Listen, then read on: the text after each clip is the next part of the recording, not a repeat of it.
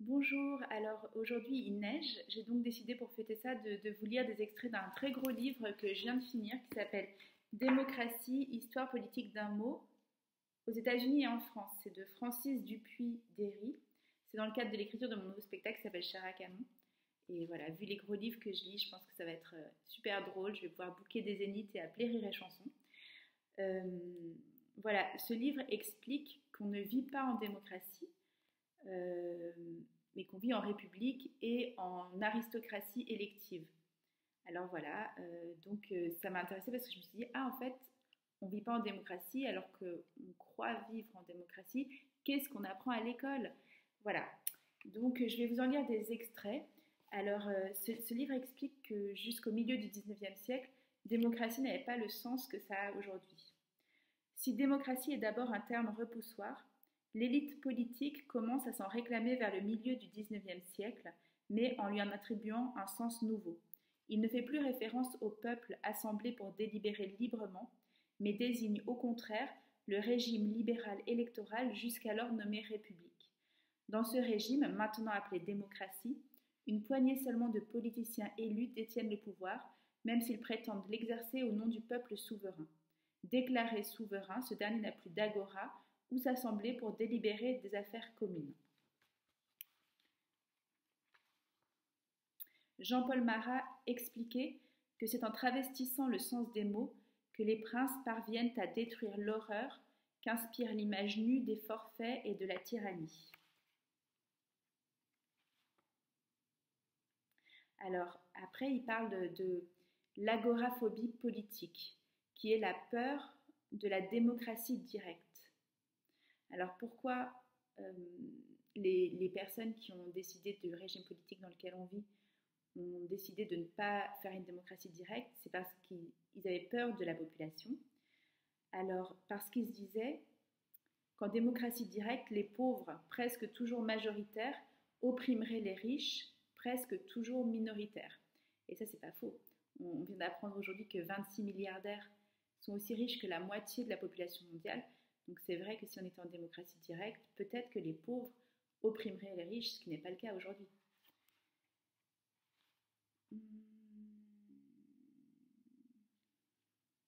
Alors, vers le 16e, ah voilà, ça il explique quand ça a commencé à changer.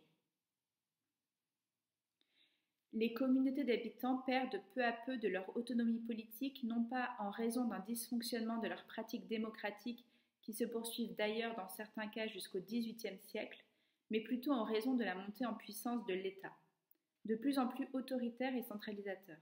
Vers les XVIe et XVIIe siècles, les royaumes monarchiques se transforment peu à peu en États, soit un nouveau système politique qui développe plusieurs stratégies pour accroître son pouvoir d'imposition, de taxation et de conscription, alors que la guerre coûte de plus en plus cher. Ces États modifient petit à petit les lois et règlements qui encadrent les villes et villages pour maximiser leur capacité d'appropriation des revenus et des hommes. Or, si la démocratie locale peut bien s'accommoder d'un roi et même l'honorer, c'est dans la mesure où il se contente de rendre justice et de vivre surtout des revenus de ses domaines. De nouveaux prélèvements fiscaux et l'élargissement de la conscription militaire sont perçus dans les communautés comme le résultat de mauvaises décisions du roi. L'assemblée d'habitants est alors un espace où s'organise la résistance face à cette montée en puissance de l'État. Finalement, les assemblées d'habitants sont tout simplement interdites et le roi nomme des préfets à la tête des communautés. L'interdiction de s'assembler est justifiée par un discours relevant de l'agoraphobie politique, à savoir que les assemblées sont présentées comme tumultueuses et contrôlées par les pauvres.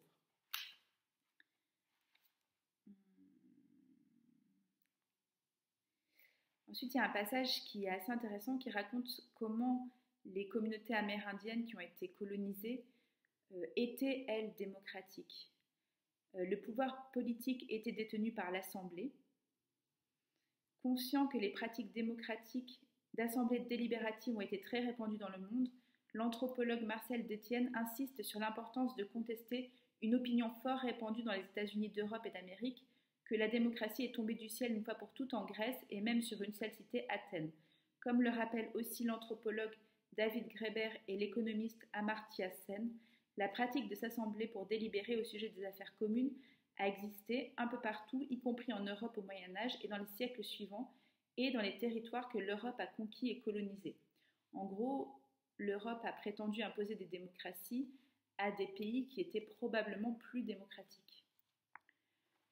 Ah, et ça, ensuite, il revient sur la démocratie athénienne. Il y a des choses assez rigolotes. Ça, j'aimerais bien qu'on y revienne. Euh, Lors de la démocratie grecque, l'assemblée s'ouvrait par un sacrifice, une prière et par une malédiction énoncée à titre préventif contre les orateurs qui tenteraient de tromper le peuple. Alors ça, je trouve ça marrant. J'imagine que ce serait hyper drôle que les députés actuels soient frappés de malédiction si jamais ils mentent et qu'ils disent n'importe quoi. Je pense qu'il y en aurait beaucoup qui seraient maudits quand même. Et il y avait un autre principe qui était l'ostracisme. Un citoyen qui avait proposé à l'Assemblée une décision qui s'était révélée néfaste pouvait être frappé d'ostracisme, c'est-à-dire privé de ses droits politiques et forcé à l'exil pendant quelques années. La procédure dite graphe paranomon permettait à l'Assemblée d'accuser ou de condamner un magistrat ou un orateur pour avoir avancé une proposition illégale ou néfaste pour la cité, même si elle avait été adoptée par l'Assemblée. La punition pouvait prendre la forme d'une amende ou de la perte des droits politiques. Si par exemple, un jour on se rend compte que le glyphosate était mauvais pour la santé, il faudrait frapper d'ostracisme tous les députés qui ont voté pour. Un texte de l'époque, La République des Athéniens, constate que ce régime favorisait les classes moyennes et populaires au détriment des classes supérieures, soit les riches et les nobles. Or, ces derniers étaient souvent perçus comme ayant un meilleur entendement des questions politiques, alors que les plus pauvres seraient irrationnels et ne raisonneraient qu'à partir de leurs émotions et de leurs désirs.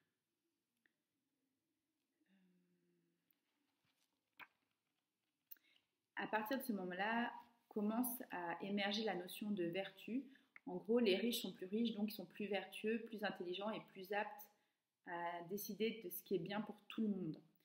Ensuite, il parle de la naissance du parlementarisme. Au Moyen-Âge, il n'existait aucun des outils utilisés aujourd'hui par un État pour évaluer sa population et les ressources imposables. En fait, il n'existait pas en Europe d'État comme on l'entend depuis la fin du XIXe siècle et le début du XXe siècle.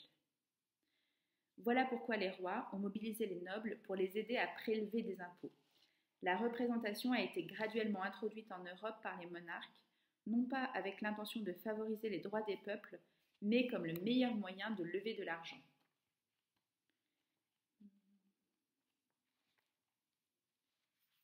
Je suis désolée, c'est les lives les plus chiants du monde. En fait, de les faire avec vous, j'ai l'impression d'être moins seule.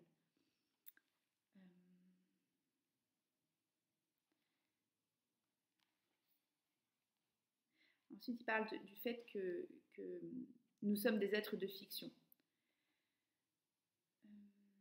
La reproduction des conduites d'obéissance qui assurent le maintien de l'État suppose la production de fiction. Le succès du gouvernement nécessite l'acceptation de fiction, nécessite la volonté de cesser de ne pas croire. L'art de gouverner consistant à faire croire que le roi est divin, faire croire qu'il ne peut pas faire le mal, faire croire que la voix du peuple est la voix de Dieu, faire croire que les gens ont une voix, ou faire croire que les représentants du peuple sont le peuple. Chaque figure d'autorité se donne un rôle dans une sorte de pièce de théâtre dont elle cherche elle-même à définir tous les rôles. Ensuite, il cite un Anglais qui s'appelle John Oswald et qui dit « J'avoue que je n'ai jamais pu réfléchir sur ce système de représentation sans m'étonner de la crédulité, je dirais presque la stupidité, avec laquelle l'esprit humain avale les absurdités les plus palpables. Si un homme proposait sérieusement que la nation pissât par procuration, on le traiterait de fou. Et cependant, penser par procuration est une proposition que l'on entend, non seulement sans s'étonner, mais qu'on reçoit avec enthousiasme. Il épingle ensuite, toujours sarcastique, l'intention charitable de ces messieurs qui veulent nous épargner la peine de penser par nous-mêmes. En fait, il ne voit pas de différence entre les dirigeants qui justifient leur autorité en se disant représentants de la lune ou du soleil, et ceux qui affirment représenter le peuple. Ce dernier discours est peut-être plus efficace en termes de rhétorique politique, mais il relève tout autant d'une pensée ésotérique et il constitue surtout un mensonge pour justifier la domination des dirigeants sur le peuple.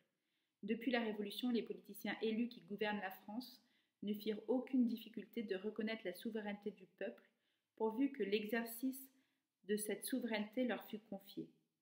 Les fondateurs des régimes parlementaires modernes vont d'ailleurs admettre candidement que la représentation est un mythe, une fiction, voire une doctrine magique.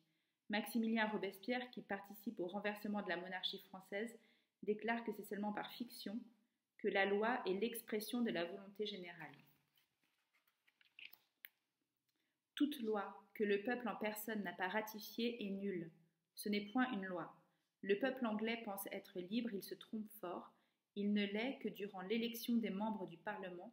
Sitôt qu'ils sont élus, il est esclave, il n'est rien. Si un régime politique est plus juste lorsque l'accès au pouvoir est déterminé par un processus électoral, cela ne doit pas nous faire croire pour autant qu'élection et démocratie vont de pair. L'historien contemporain Pierre Rosan-Vallon remarque que dans le contexte révolutionnaire français, le mot démocratie n'est pas prononcé une seule fois dans les débats de 1789 à 1791 sur le droit de suffrage. En fait, historiens et philosophes ont associé pendant plus de 2000 ans les élections à l'aristocratie et non à la démocratie. L'élection implique une attitude élitiste. Les plus grands philosophes de l'Antiquité s'accordaient d'ailleurs pour associer le tirage au sort à la démocratie et l'élection à l'aristocratie. Il est considéré comme démocratique que les magistratures soient attribuées par le sort et comme oligarchique qu'elles soient électives. Donc on n'est pas en démocratie du tout. Là, il parle d'une démocratie anglaise. Là où les gens choisissent leur propre gouverneur, le gouvernement n'est pas une démocratie puisqu'il est administré non pas par les gens mais par les gouverneurs. Que ce ne soit qu'un seul, ce sera alors une monarchie quoique élective ou par plusieurs, et ce sera alors, comme vous le savez, une aristocratie. Lorsque des gens ont choisi des hommes pour être leurs dirigeants et pour faire leurs lois, ils n'ont pas le pouvoir de faire ou d'altérer les lois mais seulement d'être sujets. L'élection n'est donc pas gage de liberté, mais de soumission des électeurs à ceux qu'ils ont élus.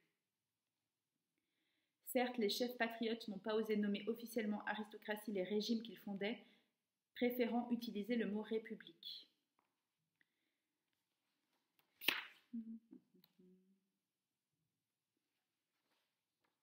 C'est presque fini, hein, j'arrête après. Là, il parle du fait que la démocratie n'est pas compatible avec les inégalités. Le gouvernement démocratique ne peut subsister longtemps avec l'immense inégalité des fortunes, parce qu'elle produit d'autres inégalités en nombre toujours croissant, et dans une proportion indéfinie, en sorte que, dans un temps plus ou moins éloigné, la nation se trouve divisée en deux classes. Le peuple finit par n'être plus rien, si même il devient de la populace, de la canaille. Alors le gouvernement démocratique est détruit, la république n'existe plus, c'est de l'aristocratie. Ça c'est super, mais j'ai pas le temps de vous le lire. Je vais aller un peu à la fin là.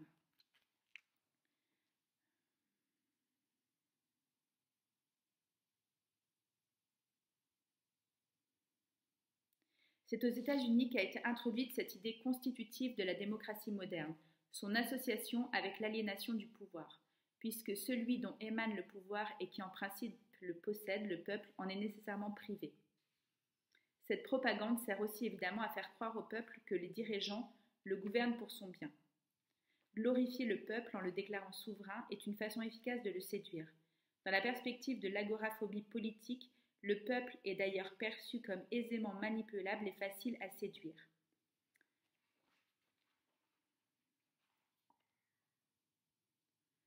On dit que le peuple est ignorant et qu'il ne sait pas ce qui lui convient, par conséquent qu'il ne peut délibérer sur des objets importants.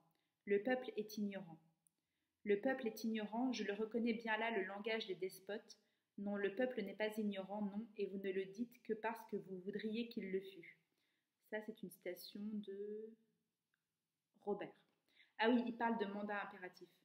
En fait, il voudrait que chaque loi soit lue et débattue et votée par le peuple dans des assemblées locales et qu'après, les députés n'aient le droit que de voter ce qui a été autorisé par le peuple.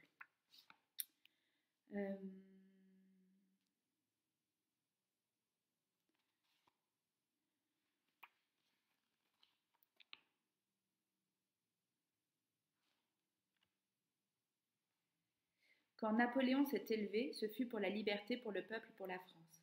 Il en est toujours ainsi quand des hommes s'élèvent à la place des principes. Ils appellent les choses par des noms qui sont directement opposés aux faits.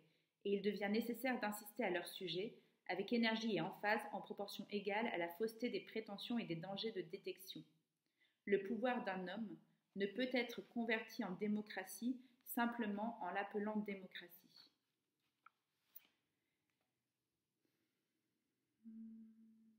Qu'est-ce donc qu'un démocrate, je vous prie? C'est là un mot vague, banal, sans acceptation précise, un mot en caoutchouc. Quelle opinion ne parviendrait pas à se loger sous cette enseigne? Tout le monde se prétend démocrate, surtout les aristocrates. Ça, c'est Blanqui qui a écrit ça. Voilà, je conclus. 15 minutes, je suis désolée, c'est hyper long. Je pense que personne ne va aller au bout de cette vidéo. Il a suffi d'à peine 2 ou 3 générations pour que le mot démocratie, qui signifiait depuis 2000 ans le gouvernement du peuple par le peuple, en vienne à désigner un régime politique où une poignée de politiciens élus prennent les décisions au nom du peuple. Si le droit de voter et d'être élu s'est élargi pour les hommes au point où l'on parle de suffrage universel, ces électeurs n'ont pas plus qu'avant le droit de participer directement à l'élaboration des lois et le pouvoir est toujours entre les mains de quelques centaines de politiciens élus. Voilà pourquoi Blanqui appelle à l'abstentionnisme général en réaction au dévoiement de l'idéal démocratique par le régime électoral. Le peuple doit refuser de se prêter au jeu des élections, c'est-à-dire refuser d'entériner par sa participation à ce cirque sa propre aliénation politique en se gonflant d'importance lors de l'exercice de ce droit niais et puéril de choisir nos maîtres. Le premier objet du vote politique est de constituer un pouvoir. Donc, en allant voter et par le seul fait de son vote, l'électeur avoue qu'il n'est pas libre. L'homme qui se fait élire est mon maître, je suis sa chose. Même s'il s'en désole, François Guizot n'a donc pas tort lorsqu'il constate que ce qui était autrefois de la démocratie serait aujourd'hui de l'anarchie. Proudhon consacre de longues pages à critiquer la démocratie, qu'il considère comme une usurpation de pouvoir du peuple par ses représentants. Ignorance ou impuissance, le peuple, d'après la théorie démocratique, est incapable de se gouverner. La démocratie, comme la monarchie, après avoir posé comme principe la souveraineté du peuple, aboutit à une déclaration de l'incapacité du peuple. Ainsi l'entendent nos démocrates qui, une fois au gouvernement, ne songent qu'à consolider et fortifier dans leurs mains l'autorité.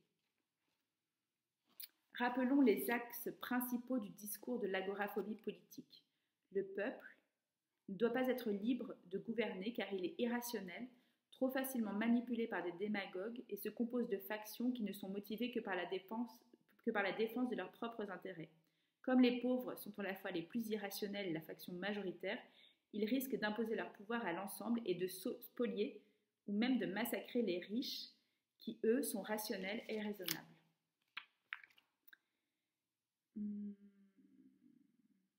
L'étude comparative des États-Unis et de la France permet de dégager une dynamique générale par laquelle les acteurs politiques de l'élite vont progressivement s'approprier le terme démocratie tout en changeant son sens descriptif et normatif dans le but de mobiliser les masses.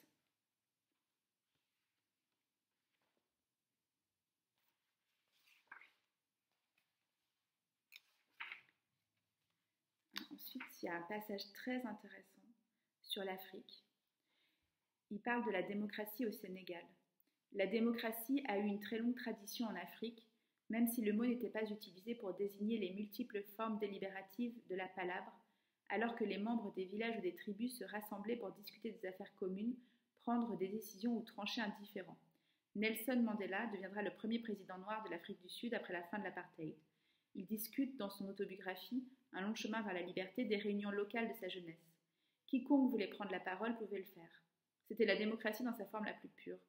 Il se peut qu'il y ait eu une hiérarchie dans l'importance des intervenants, mais qu'ils soient chefs ou sujets, guerriers ou médecins, boutiquiers ou fermiers, propriétaires ou travailleurs agricoles, chacun pouvait se faire entendre. Au Sénégal, d'autres mots français ont été repris en wolof et leur sens transformé. C'est le cas de politique, qui est devenu politique en wolof et qui signifie mensonge et malhonnêteté. Ailleurs, en Afrique francophone comme au Congo et au Rwanda, mais aussi en Afrique anglophone comme au Sierra Leone, le mot politique évoque la tromperie. En bambara, politigie peut être utilisé comme un verbe qui signifie tromper ou duper. Un fermier wolof du Sénégal explique ainsi que dans sa langue, si vous dites que quelque chose semble faux, nous disons que vous essayez de nous politique. Un bijoutier qui vend une bague en toc, par exemple, politique ses clients parce qu'il leur refile des bagues politiques.